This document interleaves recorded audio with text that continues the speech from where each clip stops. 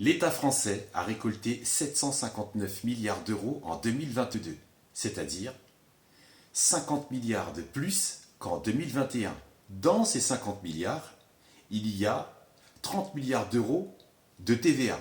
Et selon Jean-Paul Chapelle, journaliste spécialisé dans l'actualité économique et pour les journaux télévisés de France 2, il dit que l'inflation éclaircit ce débordement, que l'inflation justifie cette montée. Il a donc annoncé sur un plateau que toutes les recettes publiques, tous les impôts associés et mélangés ont battu un record historique en France. Et l'État, abstiens-toi, c'est trop. Tu retires la vue et les testicules des Français.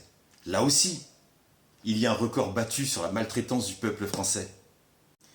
L'État français fait le maximum pour préserver, protéger et faire éterniser cette inflation. Maintenant, tu sais pourquoi la France est beaucoup plus touchée par cette inflation que n'importe quel autre pays en Europe. Mais en revenant sur ces 50 milliards d'euros récoltés par l'État français en 2022, il y a dedans 10 milliards d'euros d'impôts sur le revenu. L'État est responsable de la baisse du pouvoir d'achat, parce que la hausse des profits est responsable de 45% de l'inflation.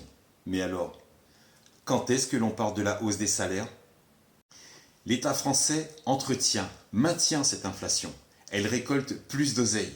Elle taxe, affame, assoiffe le peuple français. C'est la fin de l'abondance. Mais non!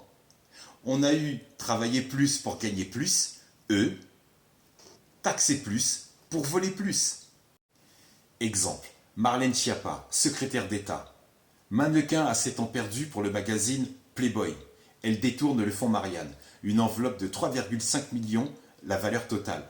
Elle détourne 2 millions. Deux de ses dirigeants ont perçu 120 000 euros de salaire, rémunérés 3 fois dans le même mois. Eh mais c'est quel taf ça? Les administrateurs d'une association n'ont pas le droit de percevoir une rémunération. Voilà comment ils violent la République. Ce sont eux qui lui pissent à l'arrêt, mais pas les Français. Nicolas Sarkozy, coupable de corruption et de trafic d'influence, le 30 septembre 2021, condamné à 1 an de prison. C'est tout? Tu l'as vu aller en prison? Où? Quand?